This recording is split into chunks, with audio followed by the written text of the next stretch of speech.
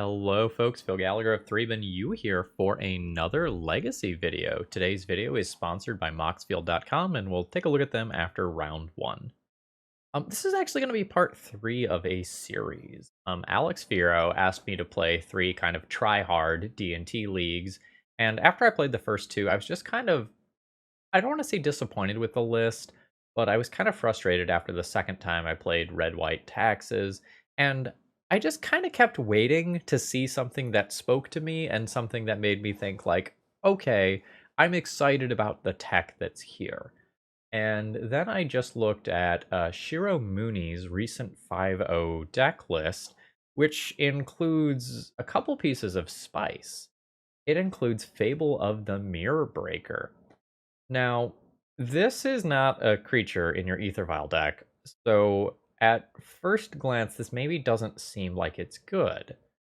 But this is just an objectively powerful card that has seen play in a lot of archetypes, and not just Moon Stompy. It's seen play in Goblins, it's seen play just all sorts of places, like Painter as well. And I thought about this, and then I thought, hey, that's kind of a neat Flicker Wisp target, right? Make a creature loot, make a creature loot. And then I thought, hey, it's kind of cute to copy a Flicker Wisp with that now, isn't it? And it's even cuter to like copy a removal spell like Solitude or Recruiter of the Guard to get whatever you need out of your deck. And then I was like, okay, all right, I'm excited about this deck list. The deck also has Serra Paragon, which is a 3/4 that once per turn you're allowed to play a land from your graveyard or cast a permanent spell with mana value 3 or less from your graveyard. Now, if you do, it gains when this permanent is put into a graveyard from the battlefield, exile it, and you gain 2 life. You can't just keep infinitely playing the same card from your graveyard again and again and again. You get 1 shot at the card. Well, this is like a pseudo Lurrus effect, right? And at this point, I knew I needed to try out the deck. Generally speaking, most of the rest of what's here is going to look really similar to what I've played before, but we're a little bit heavier on fetch lands now because of Serra Paragons, and there's a couple of interesting pieces of tech. This is a deck that can play an engineered explosives on X's too. I imagine that this is in the deck primarily to be used on 0 for things like Empty the Warrens tokens, Urza Saga tokens. That's kind of what I imagine this is there for, like instead of something like, say, a Hammer Mage. Um, Otherwise, most of what's here I have already played, and I'm a little unsure about some things. Like, I'm a little unsure whether or not the one of Aven Mind Sensor is better than something like, say, the 4th Spirit of the Labyrinth, the 3rd Flicker Wisp, the 4th Skyclave, something like that. But given how good Opposition Agent has been recently in Legacy, by similar logic, an Aven Mind Sensor can't be that bad. Yeah, let's go ahead and hop into the league here. If you're new here and you like what you see today, please consider subscribing. And if you're a regular, please throw me a like before this video begins, especially on this video. Historically speaking, the Death and Taxes videos don't do well, even though it's Legacy played at a very high level. All right, let's battle. Okay, I have like no ability to evaluate this hand because I've never seen a Death and Taxes hand that looks like this one. I think I keep it though. Like, I have a turn 2 and a turn 3 play, and the Fable can loot away the Wastelands if they are not good. It's, like, by no means the best hand in the world, but, like, it can be very good against starting non-basic lands. It can be very good against cantrip decks. I think that covers enough stuff. Oh, yeah, that's fine. We're good with that. Now, do I play another Aganjo here? Or do I just play out a Wasteland? I don't think I want to show them a Wasteland. I'm just going to play out an Aganjo. Although I'm less likely to want to double Wasteland after having been Wastelanded myself. Alright, fine. Sure. This is awkward, because like I want to play out this land for Source to Plowshares, but in the world where they have the 3rd Wasteland, it's super awkward to do that. Alright, let's see if we can get a handle on what my opponent is actually playing. Alright, Ponder is fine. I'm in this really awkward world now where I like have to decide whether or not I wasteland my opponent, whether or not I play Spirit of the Labyrinth out on curve. If this is Delver, which it's looking like, generally speaking, I don't want to wasteland that deck. Just so hard to like want to wasteland your opponent and then end up just getting buried by expressive iteration.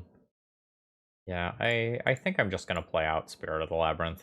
It's like a little bit awkward in the face of Daze, but my opponent's already like wastelanded twice. I think I'm okay if I get dazed. I'm hoping the Spirit of the Labyrinth dies, because, you know, Fable of the Mirror Breaker is a thing that I'm playing. Yeah, third wasteland that I played around. What do you know? Okay. This is fine. I think my opponent is going to force me to wasteland them, which I really don't want to do, because like I want to get to higher amounts of mana because I'm a Yorian deck. But like given that I can't cast this next turn, and given that I can't cast any of the other cards in my hand next turn, I think it officially becomes sad wasteland noises time. And I hope that I drag this game on long enough that I can draw more mana sources. Just talking about it ahead of time, like a Serra Paragon allowing me to rebuy all of these lands would be pretty cool. And we'll go Plains Pass. Alright, sure. We're chilling. And foresee my death now. I either die because I don't draw more land, or I just, like, die to a Murktide Regent protected by multiple counterspells. Okay, sure. Feels like end of turn Brainstorm. You may end of turn Brainstorm. I'm not sure if I'm supposed to wasteland my opponent here. It very much does not feel good if I miss land drops. But I don't think I want my opponent to have the opportunity to, like, Dragon Rage Channeler plus do something else, or drop a Murktide Regent this turn. So I'm going to bite on this, but I really don't want to. I just think that after being triple wastelanded myself and committing one of my own wastelands to the battlefield, I need to try and press on here. Alright, so my opponent is Rug Delver rather than blue-red, so there are things like Tarmogoyfs happening in the future. I've cut them off red spells for the time being. They are currently Brainstorm locked, so I probably get a respite of a couple of turns. Ah, JK, it's that asshole. Alright, I think I'm gonna wait till my turn and see if I draw a land to play Swords to Plowshares around Daze. Nope. I wonder if I'm supposed to just play Solitude Pitching Recruiter of the Guard to play around Daze here. Gives up more value, but is more likely to actually resolve. I think I'm gonna do that, as weird as that feels. I think if I get to a respectable amount of mana, I will just beat my opponent. It is admittedly very awkward if this gets Force of Willed and then Swords to Plowshares gets dazed. But I just can't not attempt to remove this thing here. Yep. Alright. So there we go. This is exactly how I expected to lose. It's just Murktide Regent backed by multiple counterspells. Alright. I eat 6 damage, and then I get an attempt to try again. I'll do it in my opponent's upkeep, I guess, in case Force of Negation is relevant. Alright, attempt another Swords to Plowshares. Alright, cool. That is Murktide Regent backed by 3 counterspells. 2 mana 6/6, totally reasonable. After 4 cumulative wastelands between the two of us. Alright. Good game, I guess. Bad format. Lion Sash not looking great here. I'm dead unless I draw a removal spell next turn.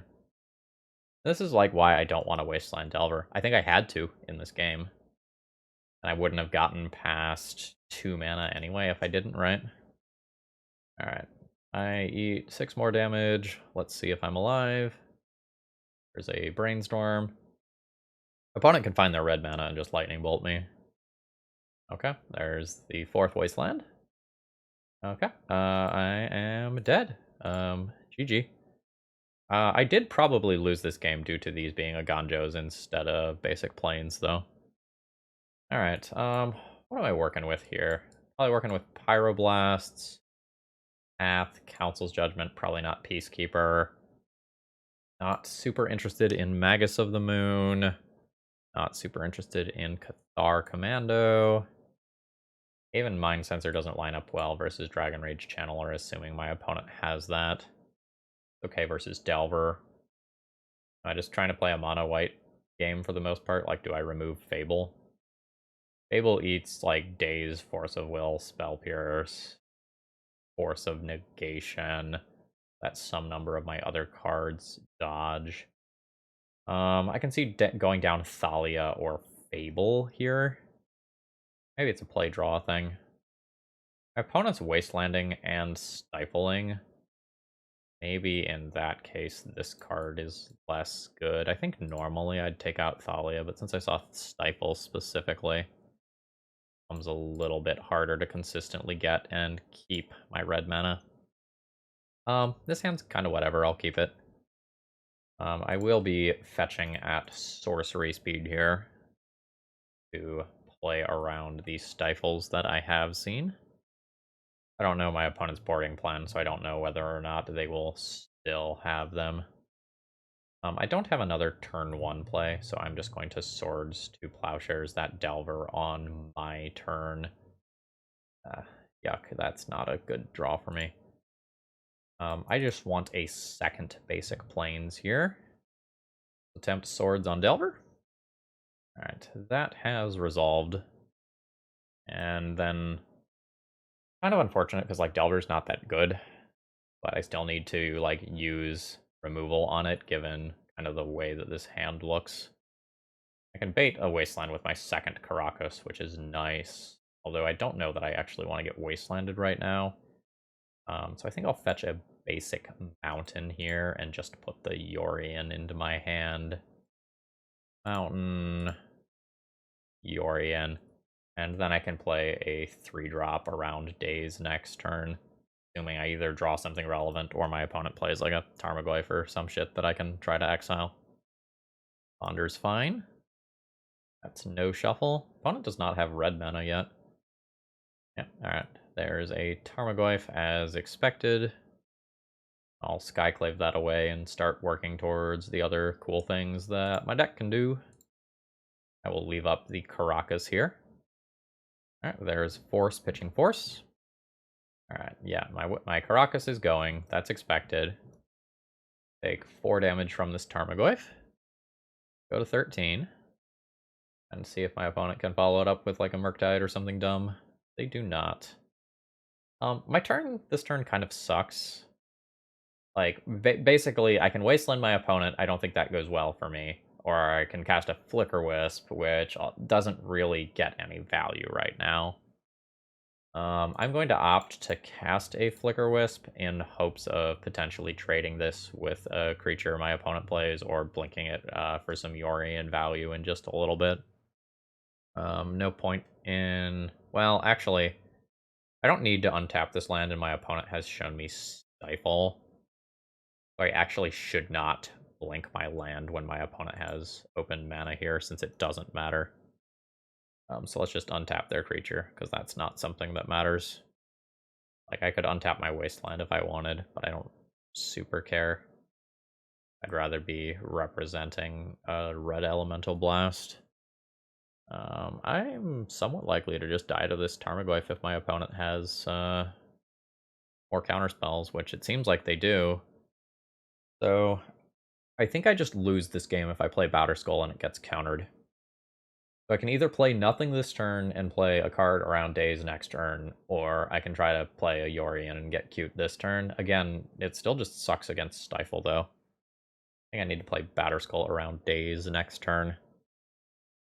But yeah, with these, you know, with my opponent having an onboard threat that kills me in probably 2 turns, I think I have to cast something this turn. I'm just very unhappy about it.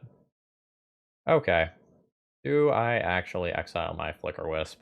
I think I do. The Stifle sucks, but this saves me a not inconsiderable amount of life, assuming this works. Alright, fantastic. So I can blink the Tarmogoyf out for my opponent's turn. Dodged a bullet there. I now have a pretty respectable clock. My opponent didn't counter Yorion. I can now hold up Karakas for it. I mean, let's try to get in there. Some sort of Brazen Borrower-esque nonsense might happen here. It's just very strange that my stuff didn't get countered. I'm expecting Force of I need to tap this differently. I'm expecting Force of Negation on this Batterskull. It's just like, gotta be. Nope, okay. I mean, if you have some sick blowout card, you have some sick blowout card. I don't care if this gets dazed at this point. Okay. You're not playing creatures. You didn't play counterspells. What are we dealing with over there? That's lightning bolt to my face. Am I really just going to get bolted out of this game?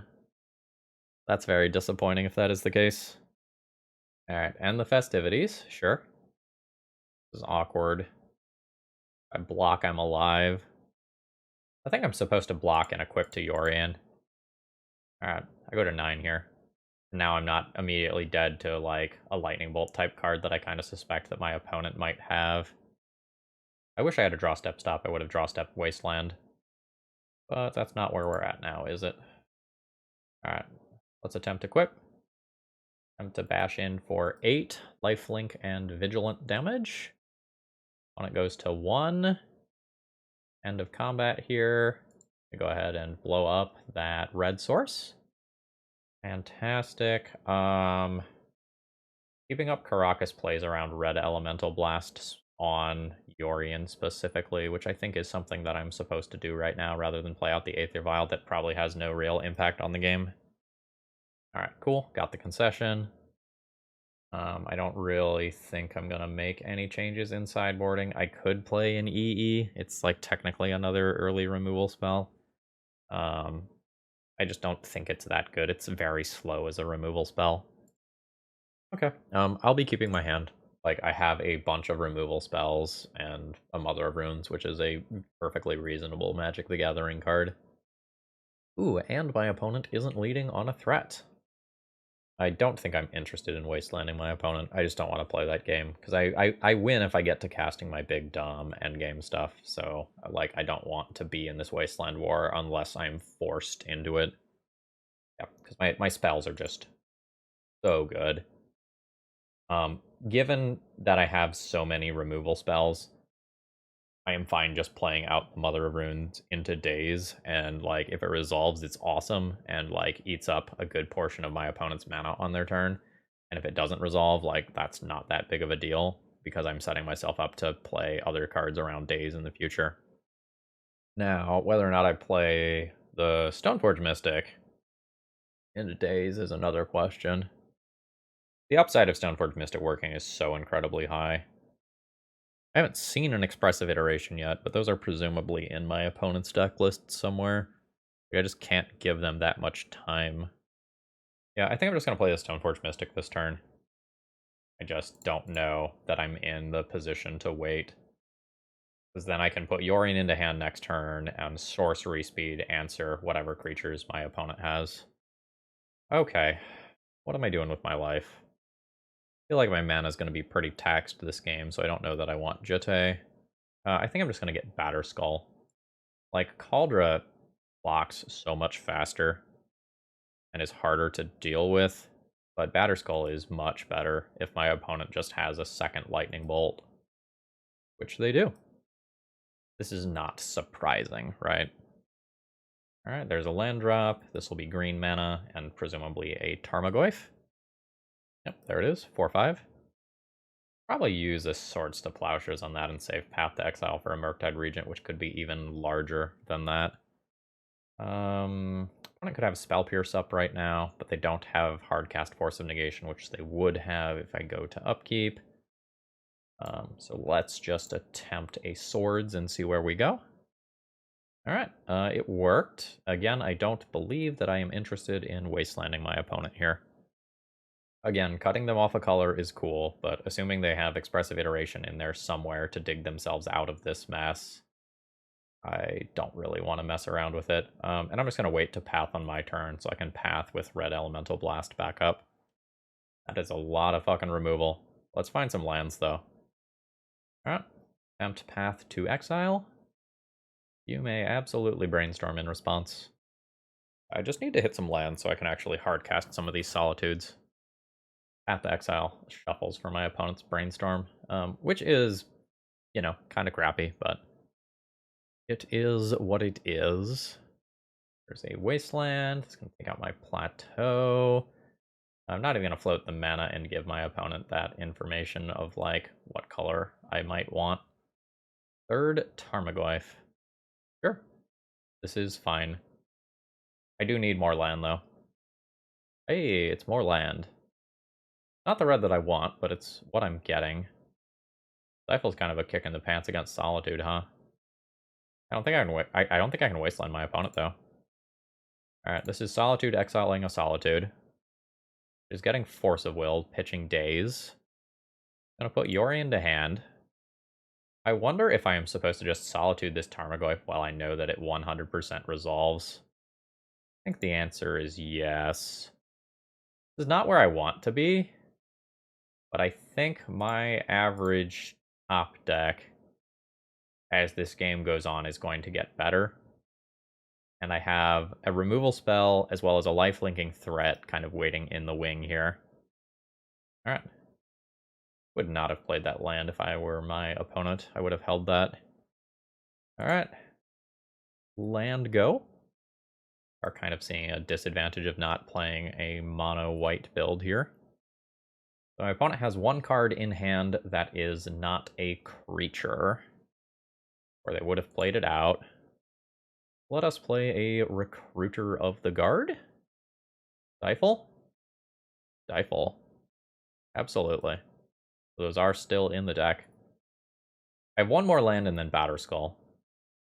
And Batterskull be pretty sick here.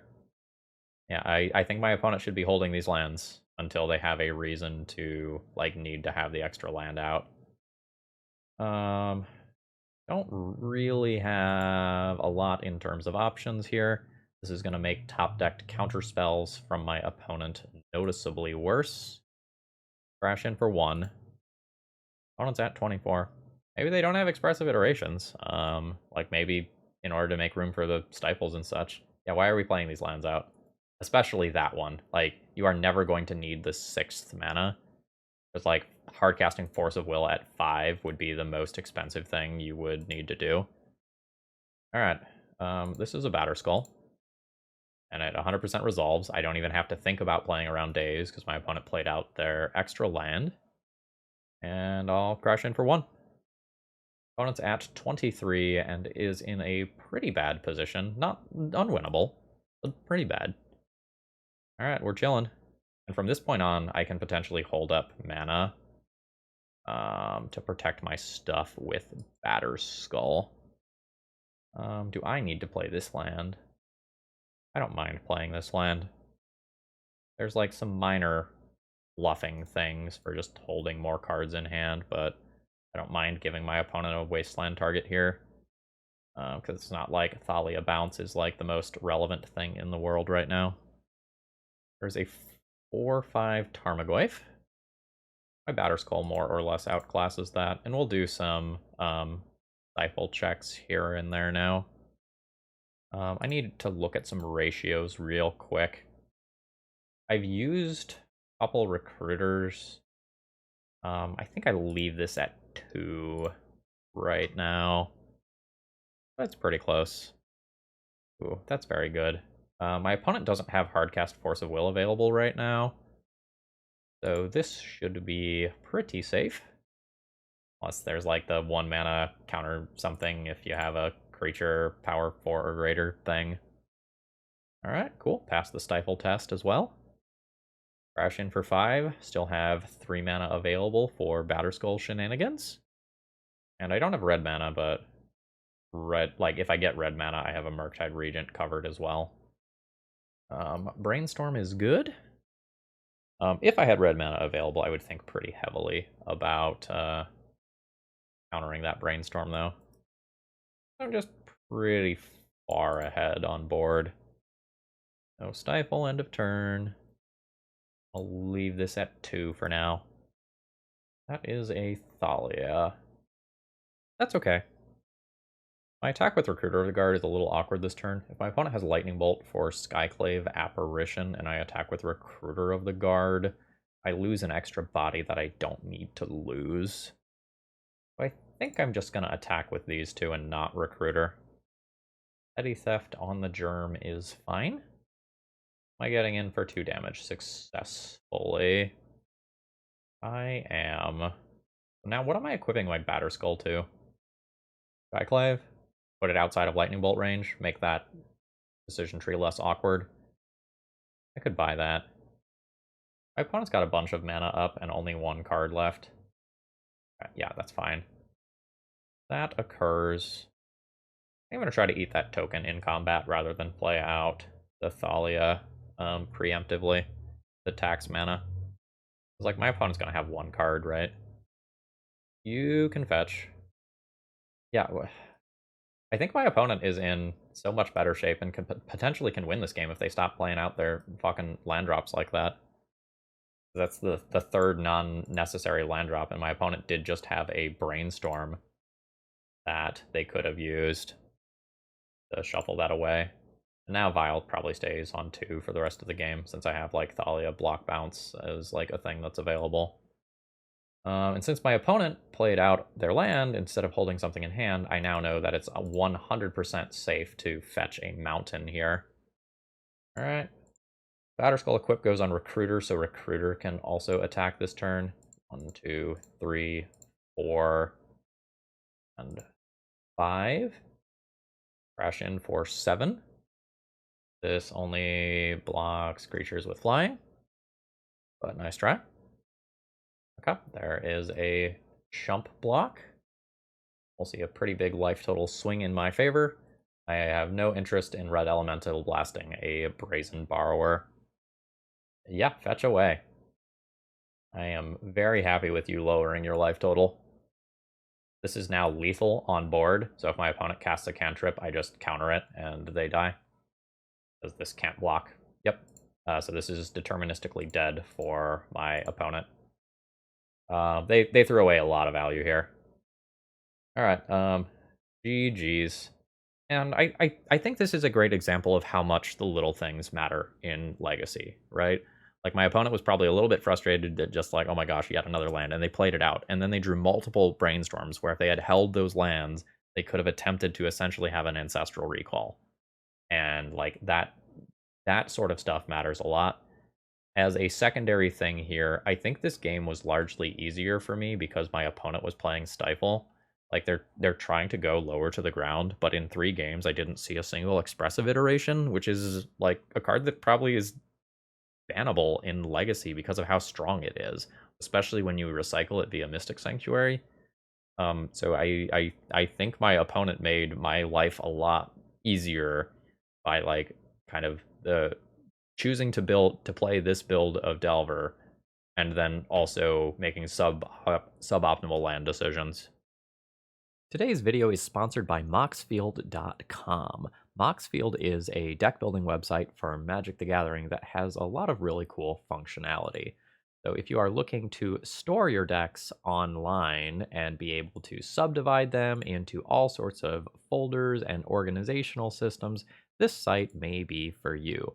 In addition to just storing deck lists, you can also keep track of which cards you have by clicking nice little bubbles next to the cards. Alright, round 2, I'll be keeping my opening hand here. Probably just playing out Snow-Covered Plains on turn 1 over Arid Mesa. Although, Arid Mesa might be the better play, it causes more confusion for my opponent. It's just awkward if my opponent is randomly a Stifle deck again. Let's opt for the confusion and lose some minor percentage points to my opponent being a Stifle deck. I think it's relatively unlikely. What are we working with? Scalding Tarn Pass. If I set this up and then I get fucking stifled. Oh. Would be rich. Oh shit, it's happening. Yeah, okay, sure. Who fucking did well with Stifle this weekend? Who is tricking people into playing Stifle? I don't think this is particularly good. Are we playing fucking Mono Blue Delver over there? Wild. It's really tough. I start here. It just makes my Aether Vial, like, very noticeably worse. Okay. Rough. Solitude, pitch, Solitude, attempt to Stoneforge Mystic later. I don't think I'm willing to potentially take 6 from Delvers this turn. And I've also seen Stifle already for the second round in a row. Fuck me. Alright, sure. Stoneforge Mystic would be hot here. Flipping to Force of Will. Cool. Yeah, I take 6. I'm probably dead, right? Because opponent has Force of Will, presuming they have blue card for this. It's very hard for me to actually win the game from there. Yeah, they have a blue card. Alright. Just lose to Mono Blue Delver. Because this is 6 more damage, putting me to 7. And while I'm not technically dead after playing Stoneforge Mystic this turn, I don't have a chance to gain life with like a Jete or a Batterskull. Alright, sure.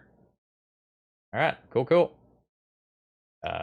Yeah, so I am now on an incredibly small subset of outs. Yeah, cool. I mean, that's 3 free counterspells, 2 stifles, 2 delvers. That is a very ideal start. I think I'm dead. I am dead. GG's. Alright, our Elemental Blast is good. Path is good. Council's Judgment's playable. Engineered Explosives is playable. I don't think I'm interested in either one of these cards here. Not interested in Cathar Commando. I didn't say this out loud. The reason I'm thinking about Council Judgment is specifically like my opponent playing something like True Name Nemesis. I'm guessing my opponent's deck list is going to be flushed out with things like Murktide Regent, Brazen Borrower, True Name Nemesis. Like the blasts are good against those. Council's Judgment is pretty respectable. You could go down an Aven Mind Sensor. Could go down a Thalia. Not sure about the EE. I think I'm going to rationalize that it's still just too slow here.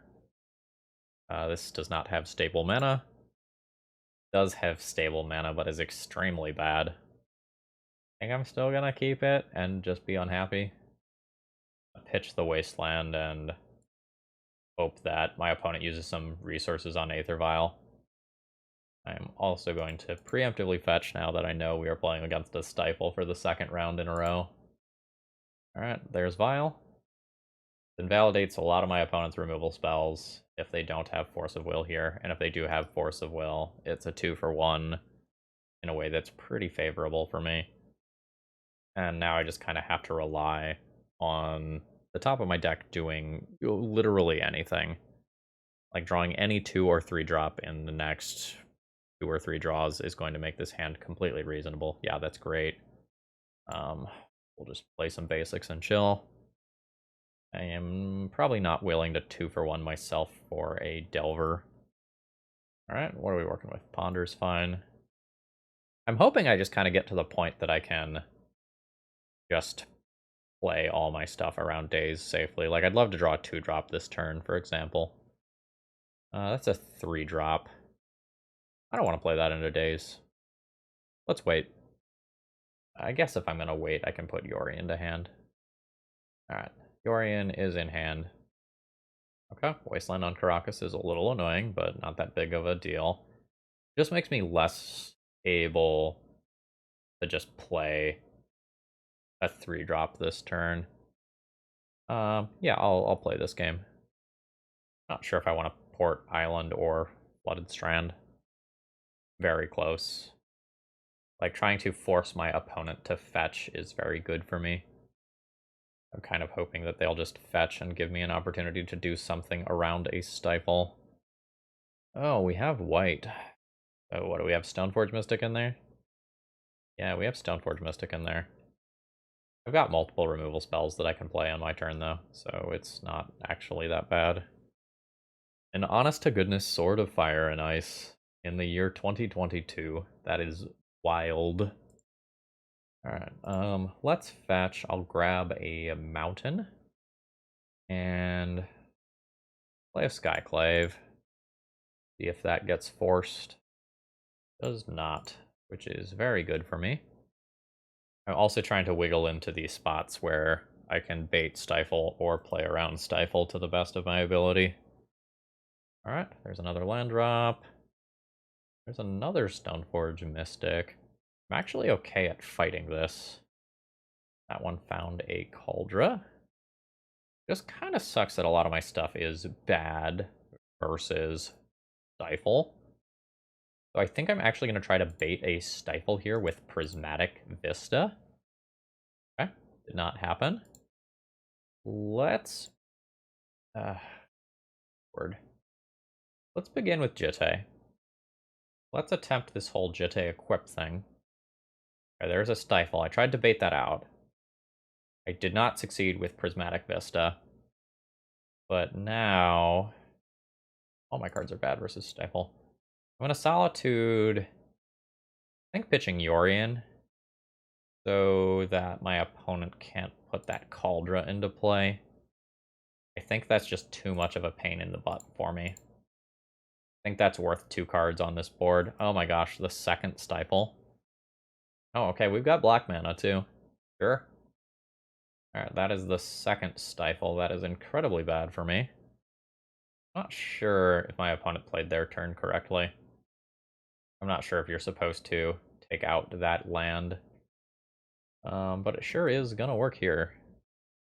So I can draw another piece of removal, or like Recruiter of the Guard for a Solitude or something, and like be totally fine on this front. Another land drop. Alright, let's attempt Recruiter of the Guard around any sort of removal.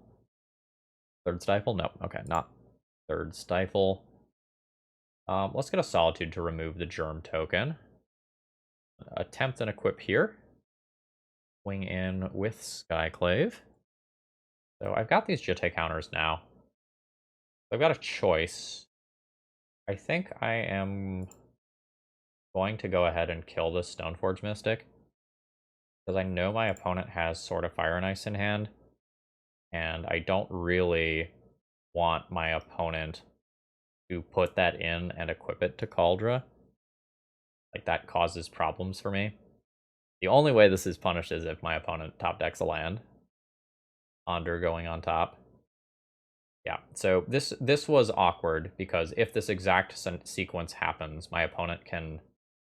oh, wow, they are not equipping Sword of Fire and Ice. Okay. So do you have yet another Stifle? I'm not going to play around the third Stifle here. I just have to remove this Cauldra. So let's see if this resolves. Just want to know before I make my attacks. Third Stifle. Sucks. I guess I can block with this. I guess I can block with this as a chumper, crash in with both of these, or gain some life with Jitte, alternatively.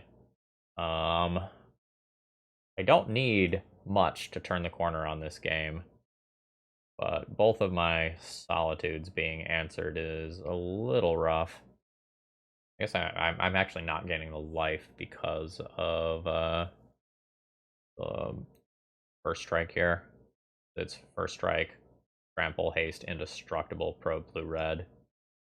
That's okay though. I take 4, I get shot for 2. Yeah, that's fine.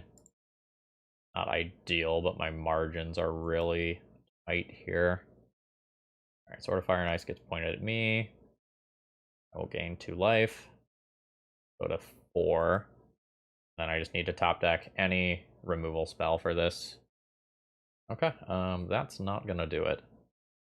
I attack with Skyclave. I can gain a total of 6 life, going to 8. I can block for 2 damage with Mom and Recruiter.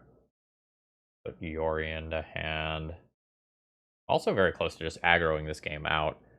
If I attack for 5 here, can I survive in any capacity? If I go to 5, I can gain 4 life, going to 6 is not enough. I need 9 total. I guess I can't turn the corner. So my line instead is Yorion to hand this turn. Attempt to... oh, am I not supposed to play Mom? Is there a line where I don't play Mom? And next turn I play Yorion, blinking Recruiter of the Guard, and then Recruiter of the Guard for Solitude.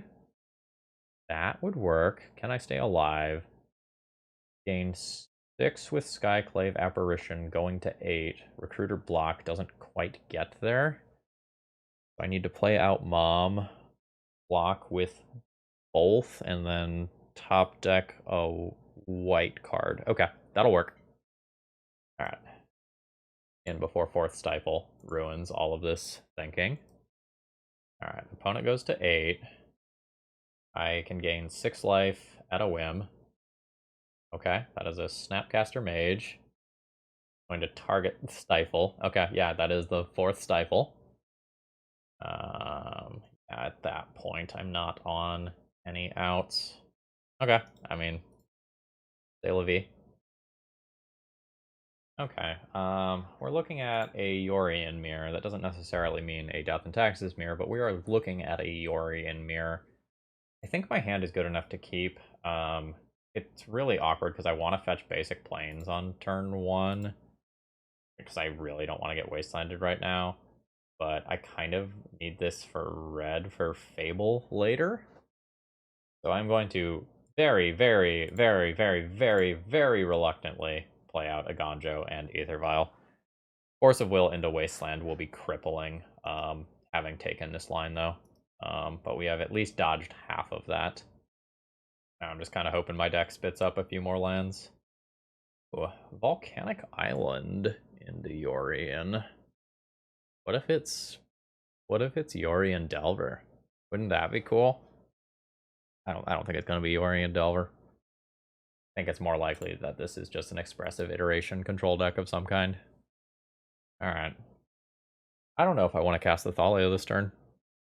I kind of just want to put it in uncounterably, but like not using my mana this turn is so incredibly bad if my opponent has Prismatic Ending that I think I just have to use my mana this turn and give my opponent like a Daze Force of Will target. Alright. Not vibing with the mana here. But Serra Paragon getting back fetch lands in a little while should be pretty nice. Alright, yeah, there's a Force of Will that I kind of wanted to avoid, but if my opponent has Prismatic Ending for this file, I will be like extremely happy that I cast the Thalia. Green mana. Sylvan Library. Sure. Oh man, I would really like to draw a land. Like Haven Mind Sensor is very strong right now. Goes up to 2. Oh, that's nice. Is there a world where I want Stoneforge for Jitte? I don't think so. I will just be passing my turn here. I would love to cast this Fable of the Mirror Breaker. Like, I'm tight on mana. I need more mana than what I'm working with right now. There's also some world where this is like a blue combo deck, like some sort of a Lurrus or food chain thing. But in Legacy right now, I just kind of assume that my opponents are playing Expressive Iteration until I have a reason to believe that they are not. Yeah, see, there's Prismatic Ending. So my opponent didn't have it immediately, but they had it. And this Prismatic Ending is so incredibly strong here. But we're going to be going for the Throat. We are going to have a protected Kaldra, which hopefully ends up being enough to win this game. I am going to go aggro here. I think I could talk for like 20 minutes about this turn. I think it's very interesting. But I'm going to turn my card sideways and try to have my opponent dead in 4 turns. 3 turns if Stoneforge Mystic can safely attack, but I don't know how realistic that actually is. The Cauldron is just so strong in the face of Sylvan Library. But, like, denying my opponent mana with Aven Mind Sensor is also strong for, like, Minsk and Boo reasons. Playing Fable of the Mirror Breaker so that I can work towards Serra Paragon and just have incredible inevitability is also very strong. Wasteland from my opponent. Yeah, see, this is what I was talking about. So this Minsk and Boo is not actually that strong because I have Caracas up right now. Yeah, sure. I'll bounce it. Okay, 4 mana. I probably have to kill the Minskin Boo this turn. I think I'm into instant speed Aven Mind Sensor. Yeah, I think I'm into that. Alright, Cauldra kills Minskin Boo. Stoneforge Mystic hits in for a point of damage. Alright, cool. This will bring my opponent to 11. This is a 2-turn clock from here.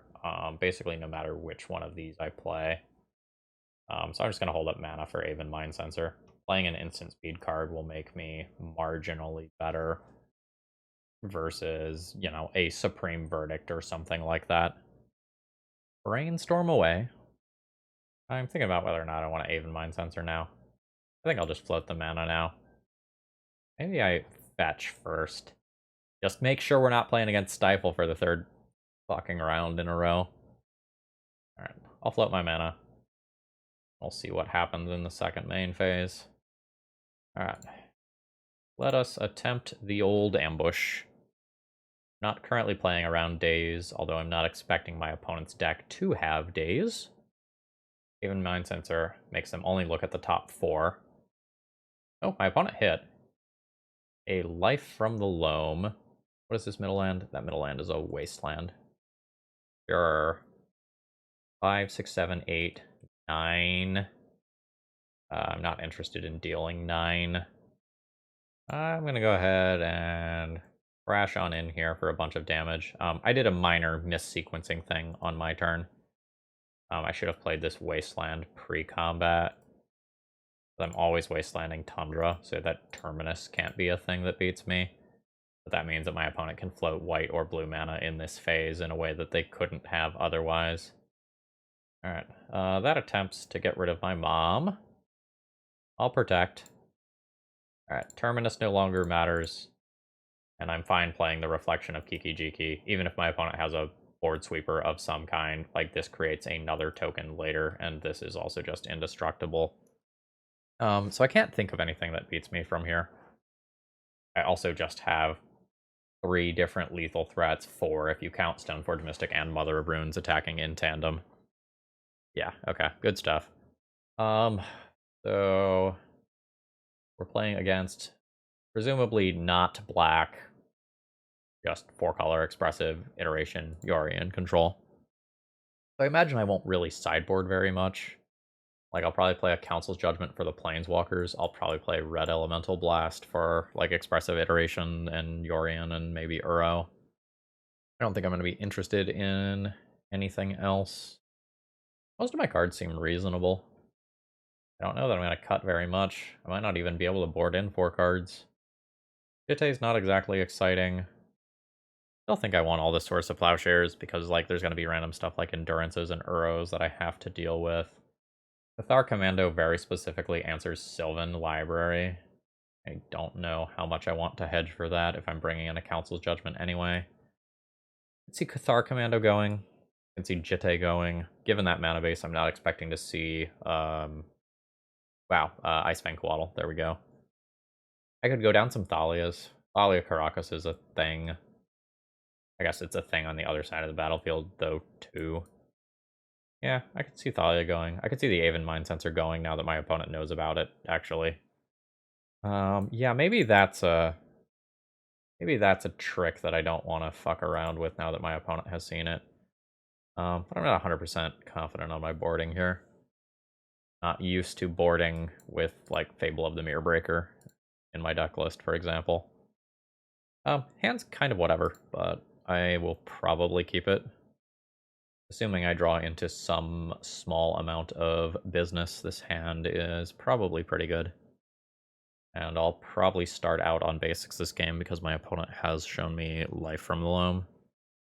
The first land that I play will be Prismatic Vista. From there, it gets a little tougher. Alright, there's an Aganjo. Not interested in playing that out right now. See what my opponent does. So, Spirit of the Labyrinth is a much stronger card in this matchup, generally speaking, than Thalia is. Like, my opponent has things like Life from the Loam that are going to undo soft mana denial. But I might still play out Thalia first, just to eat removal spells more efficiently. So if my opponent has Swords to Plowshares and I play Spirit of the Labyrinth, they just like eat that and move on with their life. And I don't think I want to give them that opportunity. Fetch another Plains, just play out Thalia in an attempt to be better versus Swords to Plowshares. And then hopefully I actually resolve Spirit of the Labyrinth and it has a meaningful effect after this. But there's a lot of worlds where they'll just like play an Uro this turn and the Thalia looks kind of silly. This is not one of those worlds. So I'm not attacking into Endurance here. So my Thalia attack is probably okay. I guess I should play out a land pre-combat on the off chance that I need to Aganjo something. Or I guess that costs one less right now. I control a legendary creature. Okay, something's happening. What are we working with here? Jeez. Fuck my hand. 4 damage to target attacking or blocking creature. Fucking block. Block for me. Oh my god! That is a big punt from my opponent. That is a big, big punt. Holy shit. Yeah, so I can do that without even cracking my fetch, right? Wow. That's so good for me. I was so fucked. Yeah, like, you can take my Thalia, but I got that Izzet Staticaster that otherwise was going to rip through 3 of my creatures. That's a pretty big win for me. The issue here is that, like, my opponent can just play land drop Minsk and Boo, and I'm not super good at beating that right now. Okay. We're gonna do this instead, which doesn't technically draw cards, so Spirit of the Labyrinth doesn't help me. Okay, my opponent's got a Ponder off their Expressive Iteration. Graveyard's very stacked for, like an Uro or equivalent Murktide Regent. My opponent has that. Okay, there is a Caracas on the other side. Kinda helps justify my decision to board down some Thalias, and this is gonna get me my basic mountain. I can now play double Spirit of the Labyrinth this turn, and I certainly don't mind that for the future. I'm going to continue to be unwastelandable. Grab another Plains. Play Spirit of the Labyrinth. And play Spirit of the Labyrinth Sexy Cousin, which convention... You know what? Fuck it, we ruined the joke. Scoop. Scoop. Alright, there is a first Swords of... Or, sorry. There's a Swords of Plowshares. I lost a Spirit. Let's see if they have, like, a prismatic ending for the second one, which would be super unfortunate. Seems like yes. Yeah, that is a yes. Okay, so opponent's got another land drop. Do I have to deal with, like, an Uro coming in? I do. Yep, okay. So, Lion Sash is too slow here. Oh, gross. Alright, so this bullshit is starting. Mystic Sanctuary for Expressive Iteration. And my opponent gets an Uro next turn. Alright, I can Recruiter of the Guard for a 2-drop. And get a Stoneforge Mystic or a Spirit of the Labyrinth. If I want something this turn. I could also play Serra Paragon and hit a land drop that way. I don't think I'm interested in Serra Paragon until I can instantly play an actual card, not a mana source, but an actual card with it. So let's go ahead and play Recruiter of the Guard. And I'm going to try to take some tempo here. So many ways to play this search. Getting Lion Sash is pretty safe if I port down Tropical Island. The issue is that it just gives my opponent time to just cast Expressive Iteration. I think I'm okay with that. Like, my Serra Paragon, in theory, can keep up with the Expressive Iteration in terms of value. One of the issues there being that my opponent can just send my stuff to exile, so I'm not replaying it. Minsk and Boo coming down is also a problem. But I'm kind of hoping that my opponent spends their turn spinning their wheels with Expressive Iteration, and then I just, like, Lion Sash, eat Uro, and I'm in a relatively safe position. And I work towards Serra Paragon taking over this game, which may or may not actually be realistic. Alright, there's a fetch to clear the Brainstorm, and this also gets the second green mana for a future Uro. And Sylvan Library, which is pretty gross. I'm in big trouble. Oh shit. I'm in big trouble if my opponent Force of Wills, I say as I draw Magus of the Moon, which like solves this matchup in a very different way. So I have 3, 4, 5, 6, which is enough mana to do all the stuff that I could possibly want to do this turn. So I believe it begins here with the Lion Sash, and I use this one to bait the Force of Will. Fuck yeah! I can get that from the graveyard with Serra Paragon in a minute. So now, go ahead and crash in with Recruiter of the Guard, bringing my opponent to 17, giving them a chance to Swords to Plowshares a Recruiter of the Guard if they randomly want to do this.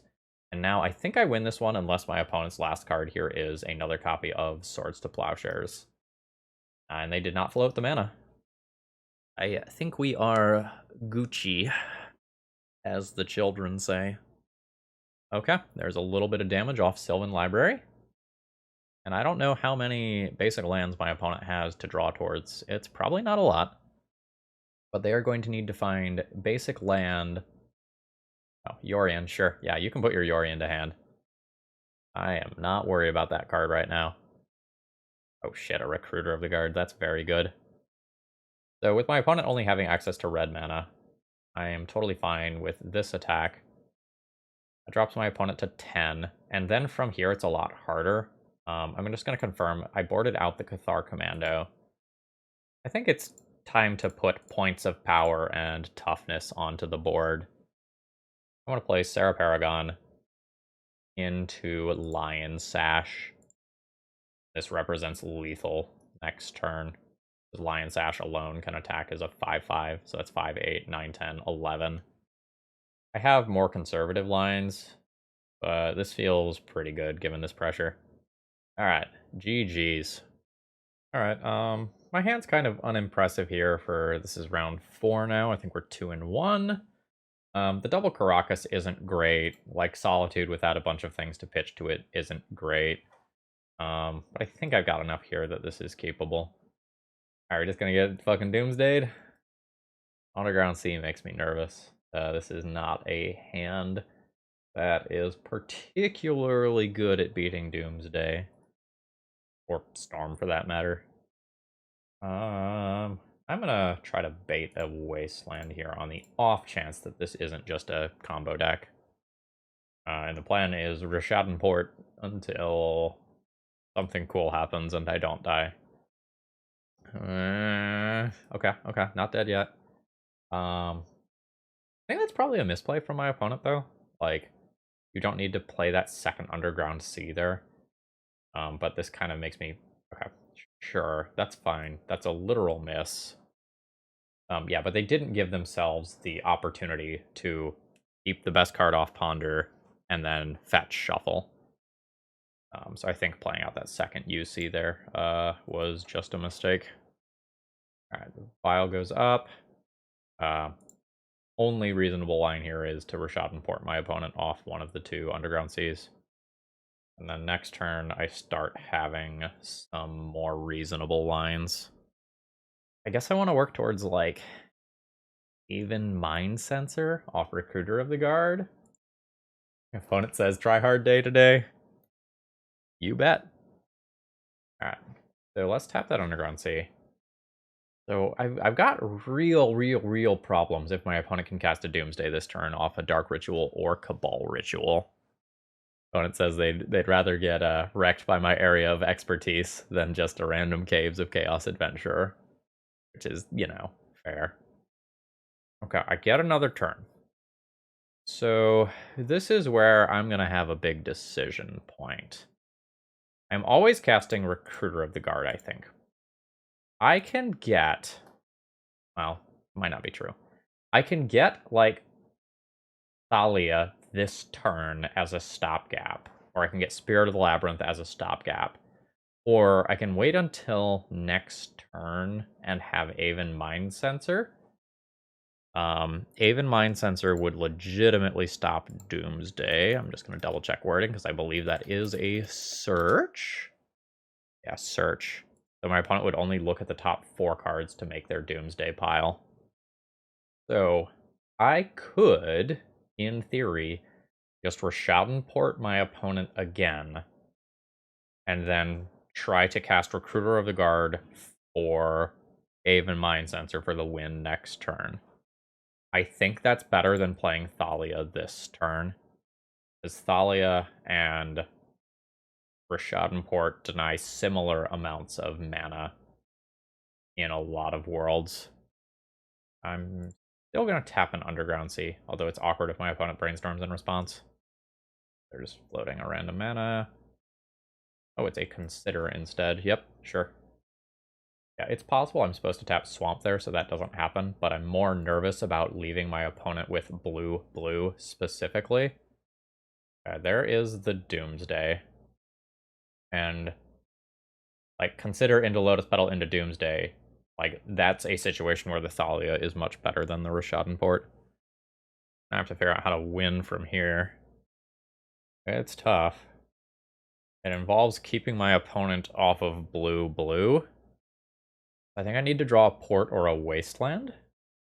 Kind of what I'm feeling. No, I play Magus of the Moon. Play Magus for this turn.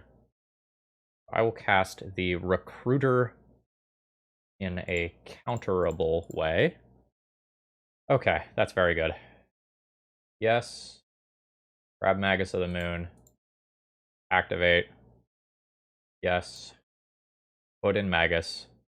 And we see if my opponent has built a line that gets blue without using Underground Seas. That's a tough ask.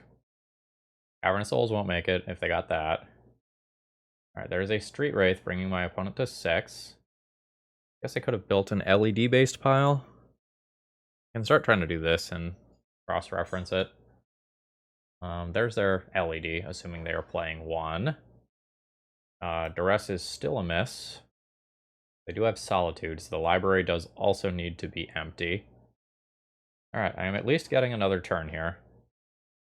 This stays at 3. Alright, let's play a mountain.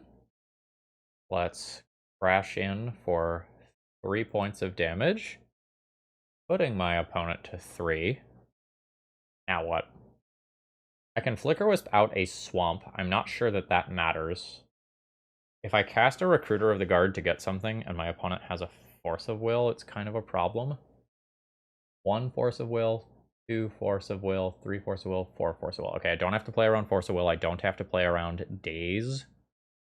It feels like I can Recruiter or Flicker Wisp. And then that holds a white card in hand for Solitude while also having Flicker Wisp for nonsense. Alright. Grab Flicker Wisp. Again, I don't think getting rid of the swamp does a lot here. Could be wrong. This also just means that I have lethal next turn. Okay, cool. We got him with the old Magus of the Moon juke. What do I have for Doomsday? Not a lot. Like, I can board in some cards, just, like, the things that I can board in aren't great. Like, I can do Surgicals to shuffle my opponent's pile. I can do Mindbreak Trap for if they do play 3 cards in a turn, but that's going to be dead a lot of the time.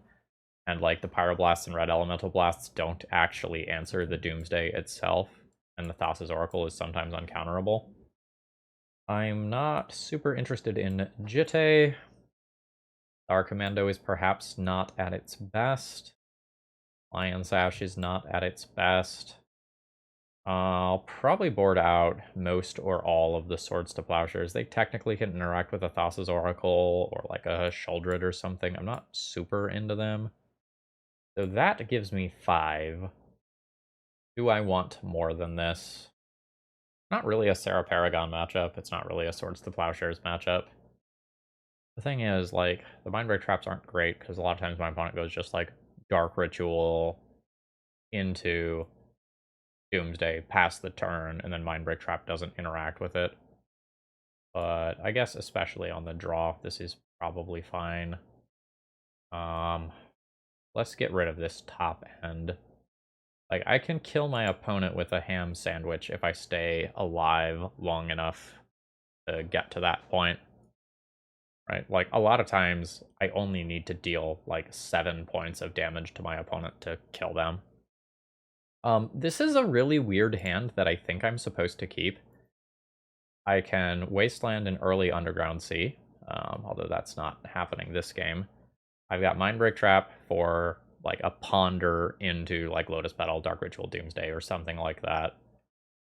And I can Red Elemental Blast early if I need to as well. Weird looking hand though. Alright. Spell number 1. Not gonna... I don't think Red Elemental Blast that this early. Maybe I should just fire it off at anything though. Oh shit. Oh shit. Doomsday! Cast for 0, Mindbreak Trap! Let's fucking go! Oh, this is a shame. I don't even feel bad about this. Death and Taxes fighting on the stack. Muy delicioso. Hell yeah. And this is why I didn't go after the Red Elemental Blast. Nice. Now I get to Wasteland my opponent off of black. Which I think is better than just making my land drop and working towards Haven Mind Sensor immediately. Could be wrong, though. But my opponent has to get to black in order to Doomsday. So I think I'm good with this. Alright, end of turn fetch. I guess I can also find Magus of the Moon. That's a thing that I'm legally allowed to do. Alright, Personal Tutor finds Doomsday.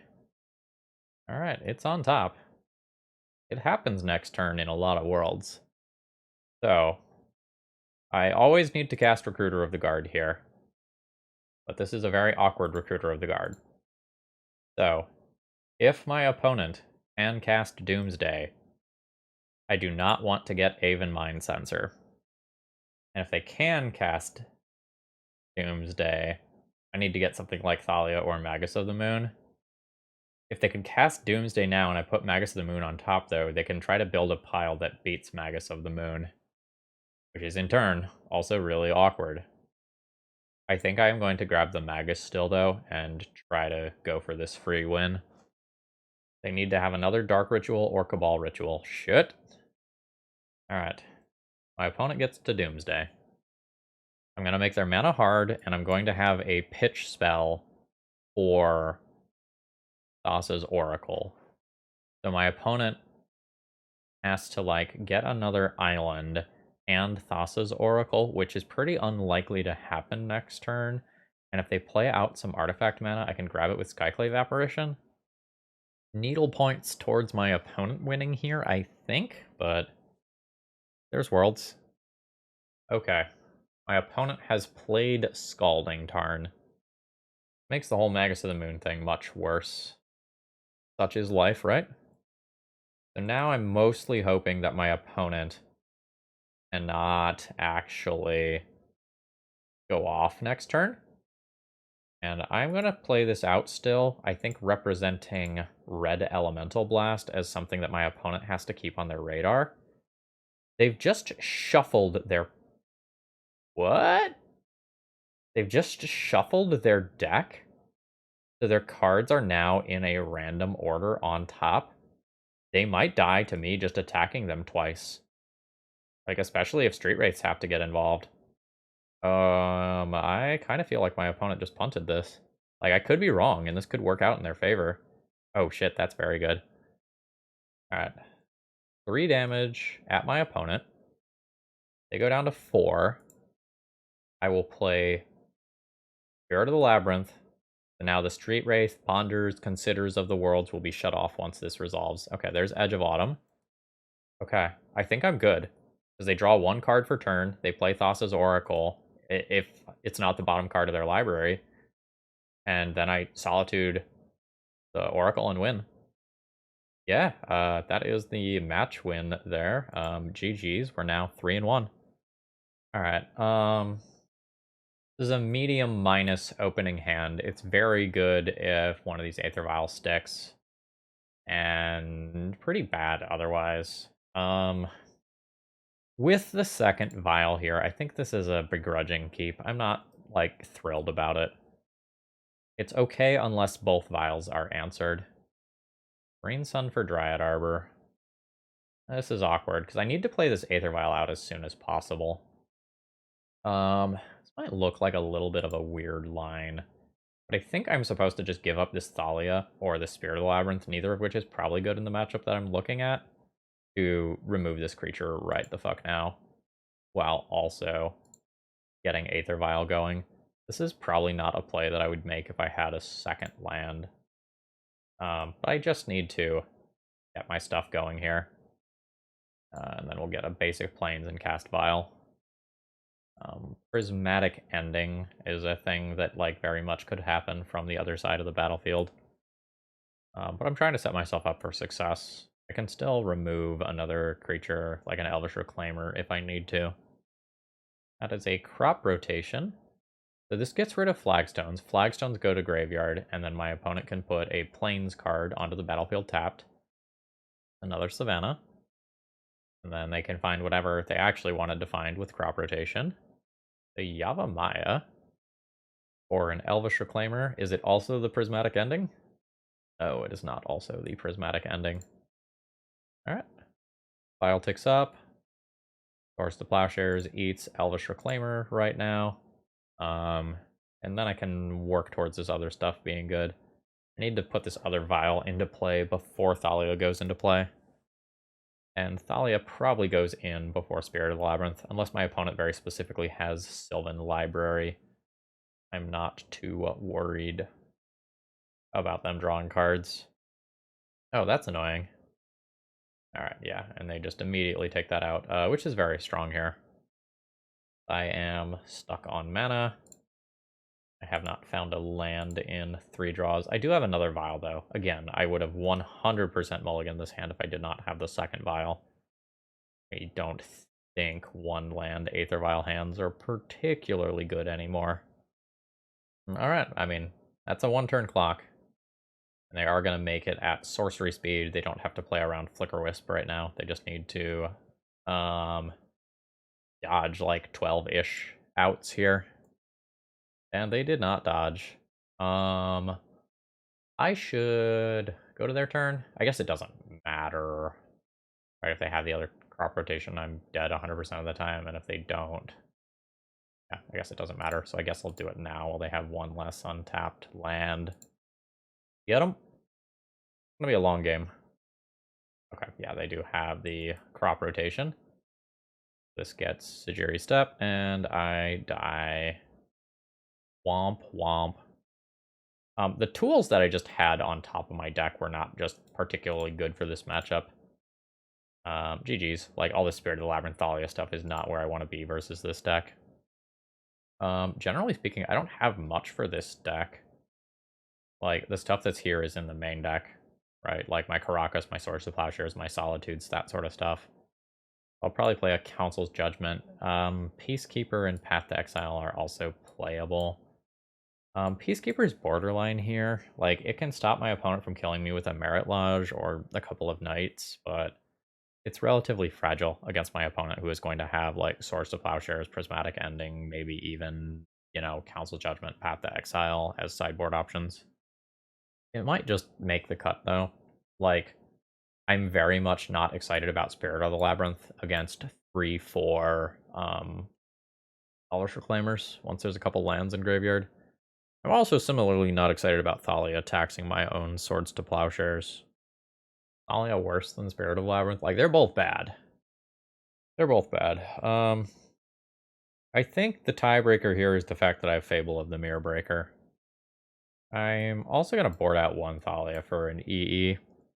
I'm not excited about EE, but it might help me clear out multiple Elvish Reclaimers or something like that in some, like, niche spots.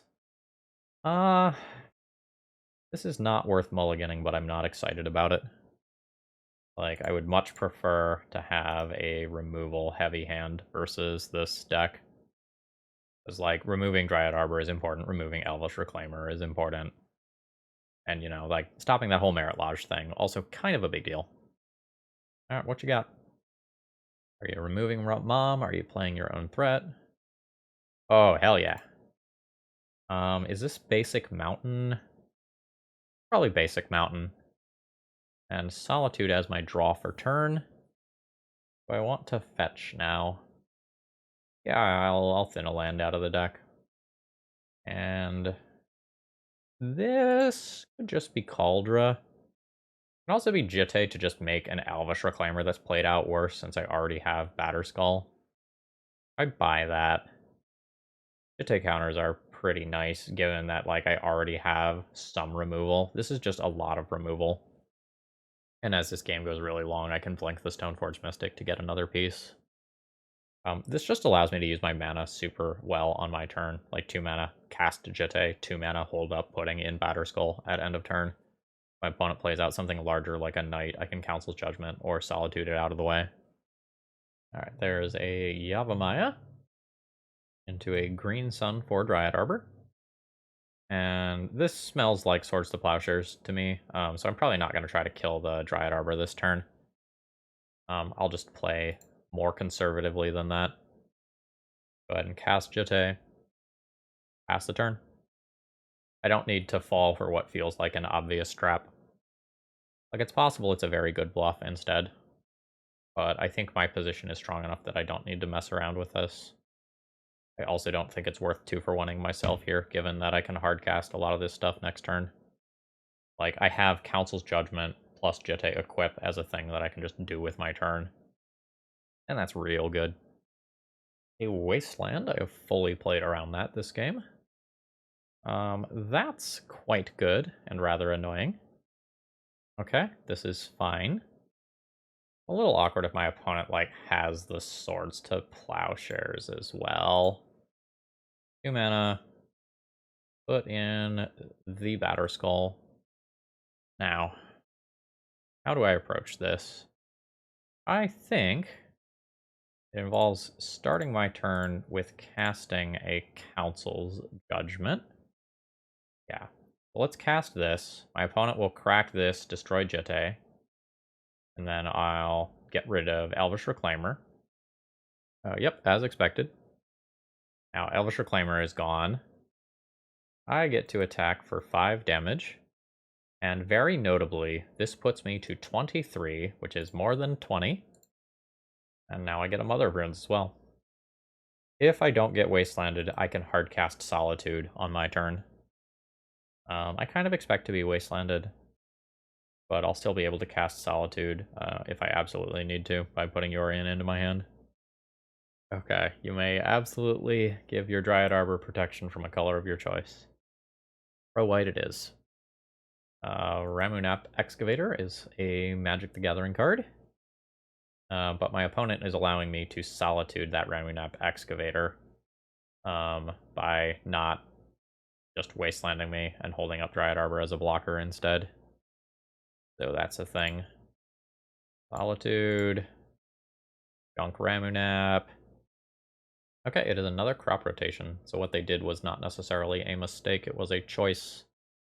That's fine. You've got Pro White. I can still swing in with a Batterskull. I don't think I want to open up my cards to being removed by like any sort of exile-based removal, so I'm not gonna like try to get super aggressive and push some extra points of damage this turn with Mom. Like, the Ramunap right now allows my opponent to replay a Savannah.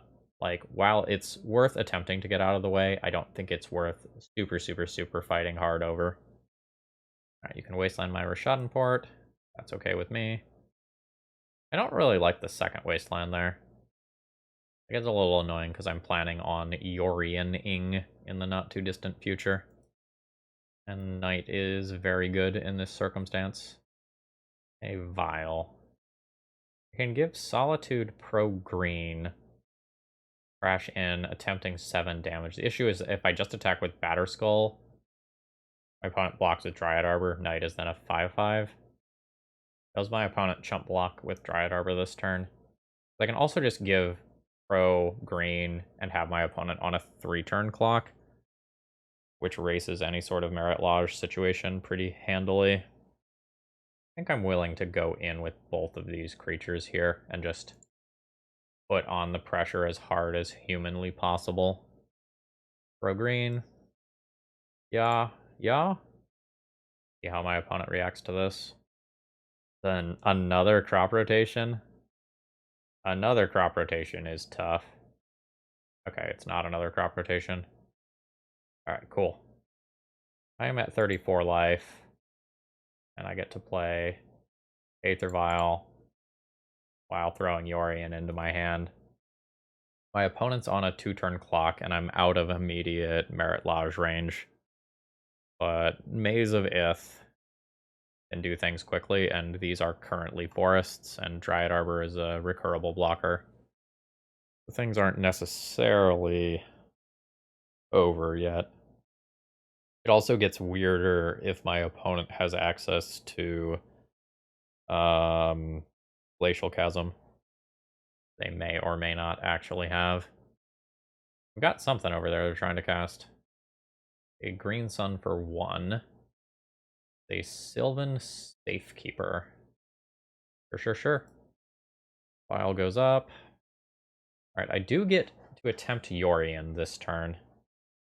Solitude can't really attack in.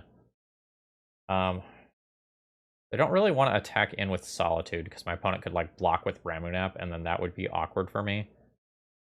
I'm probably supposed to give Throw green to Batterskull and crash in. Yeah. And then how good this turn is a function of, like, what utility lands does my opponent actually have access to. Alright, pro green.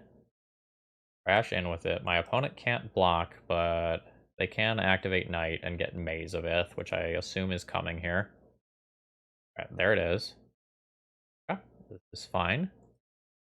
And in second main, I'll go ahead and play out Yorion, exiling a Stoneforge and a Solitude.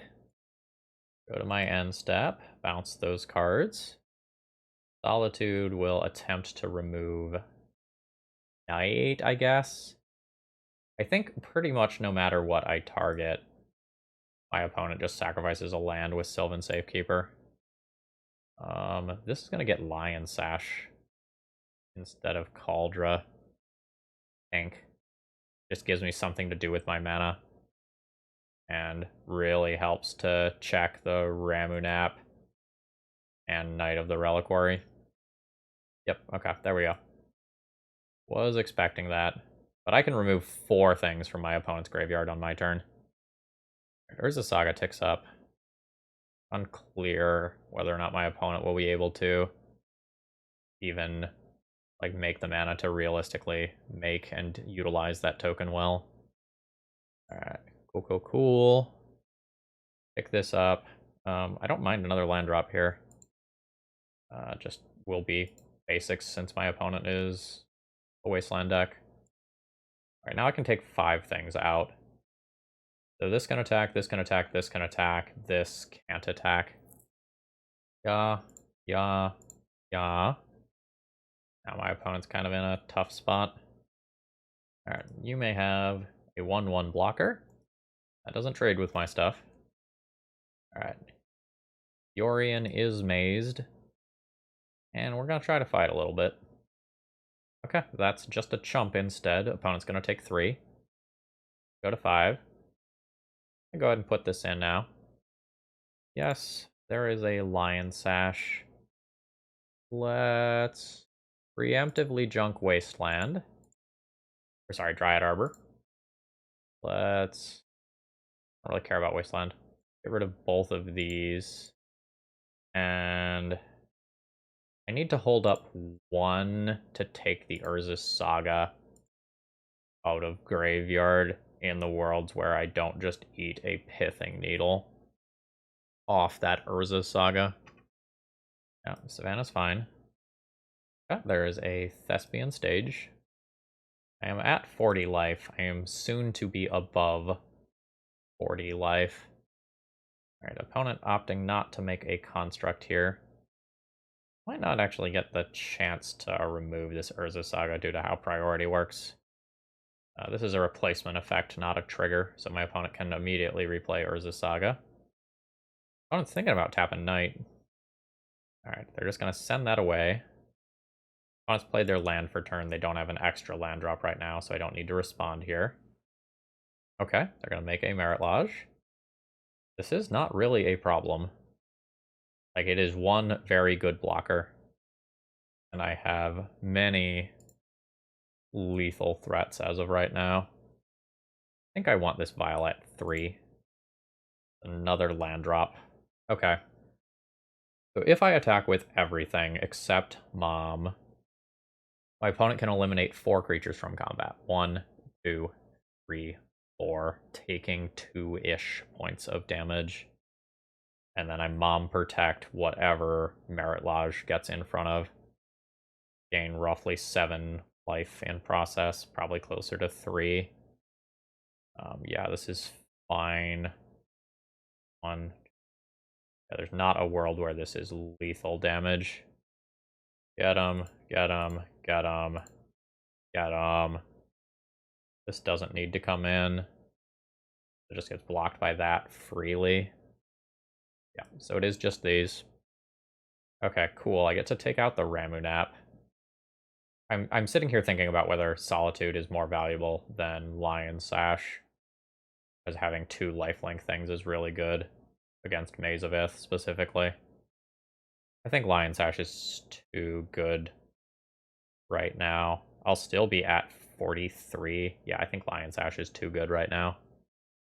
Alright, so pro black there. And we can go ahead and go to damage.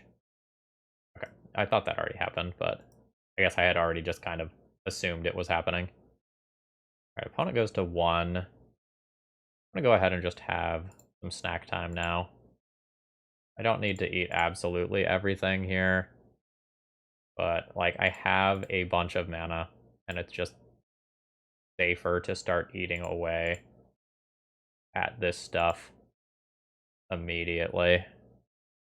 This still leaves me with 3 mana up to bounce Batterskull, if that's a thing that I need to do.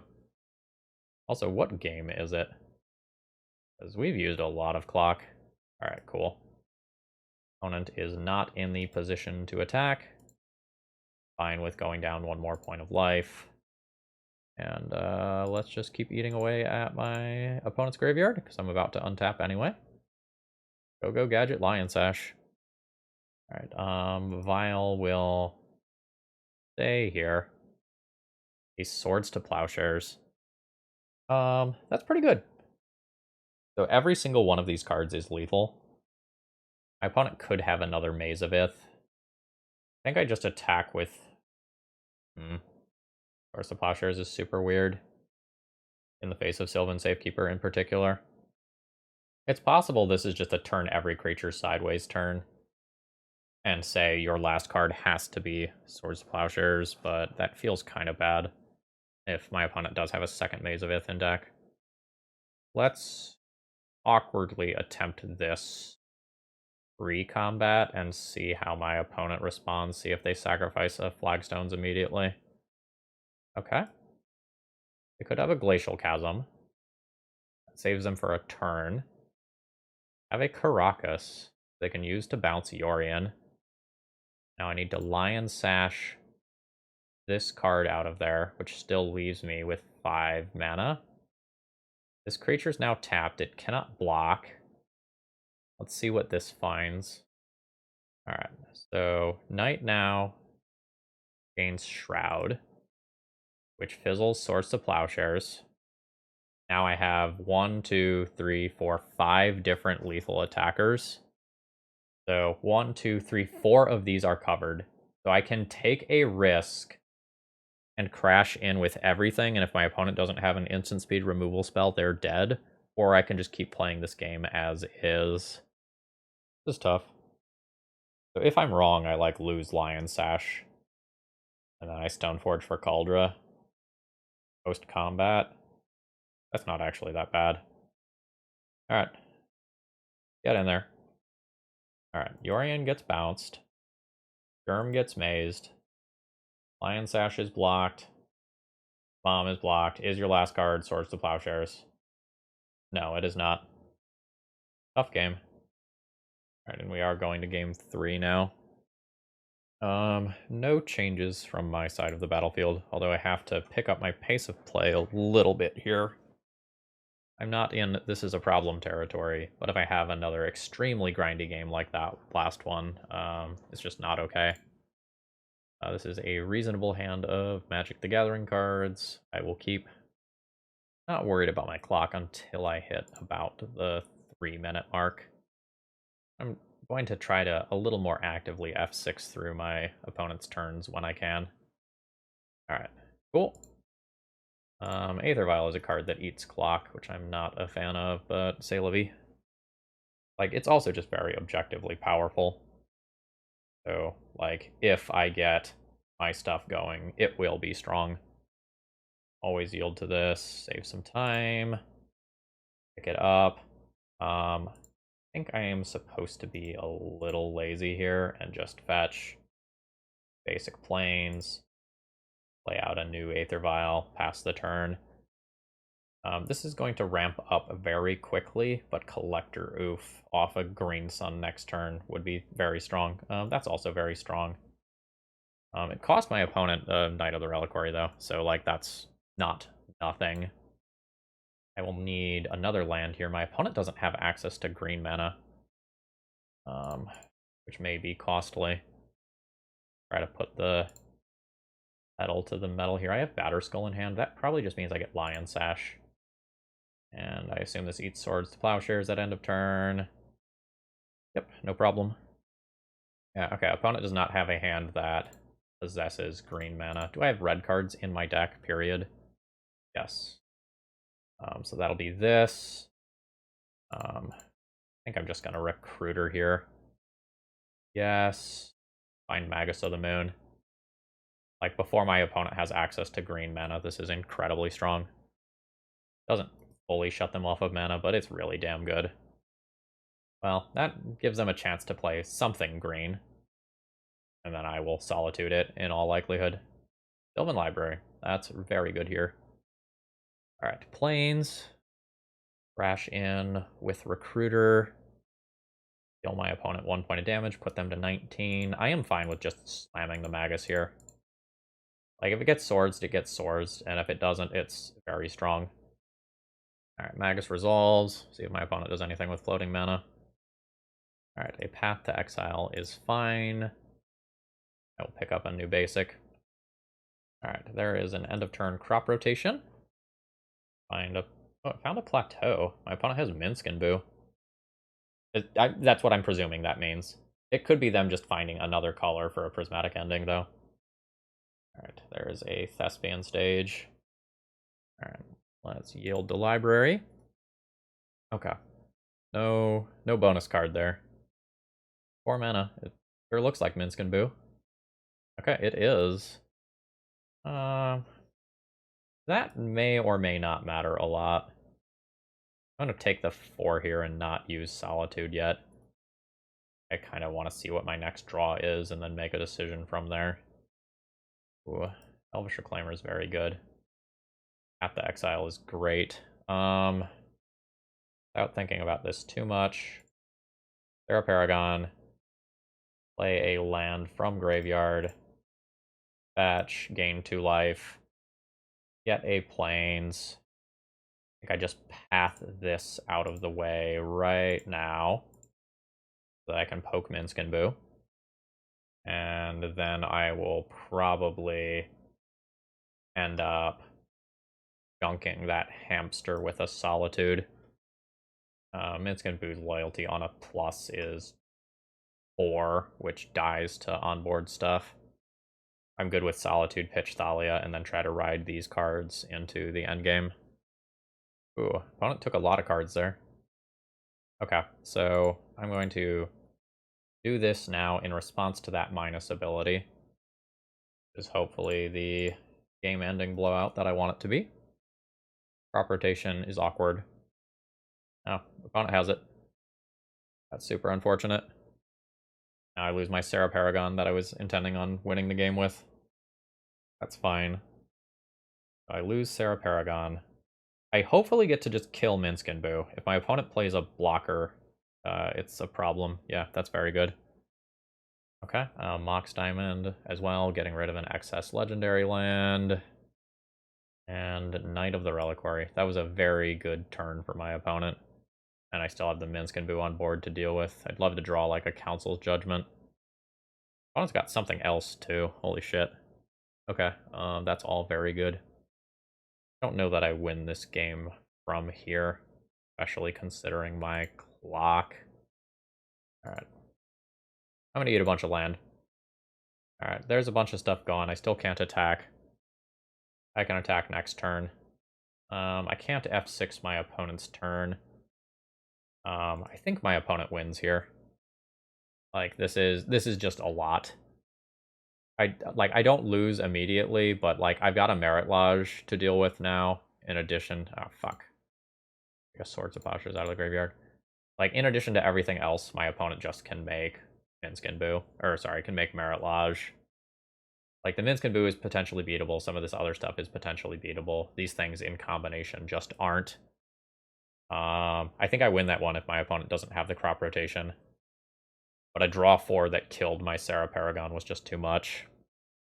That draw helps a lot. Alright, I've got a Batter Skull. My opponent gets Wasteland this turn, and then destroys Caracas next turn.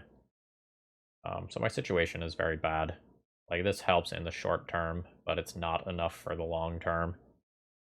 I don't think I can realistically play towards timing my opponent out right now. Sure. That's fine. I have onboard Caracas. Oh fuck, you have Sylvan Safekeeper. Shit, I forgot about that. Yeah, so I could have played out Haven Mind Sensor this turn instead, but then I'd just, like, lose to this stuff. Alright. Well, I guess I make you do it, right? Bounce Merit Lodge. Okay, yep. Alright, I will concede there. GG's. And we end up with a 3-2 that felt very good. Alright, overall thoughts on the deck list. Thumbs up.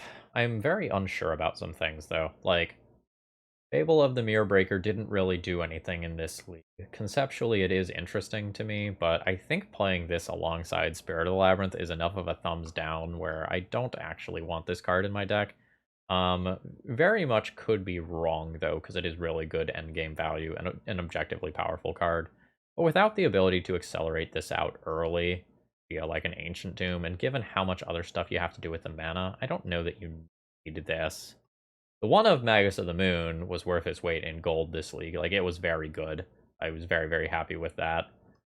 Serra Paragon gets a thumbs up for this league. I would need more testing to tell for sure how good this card is.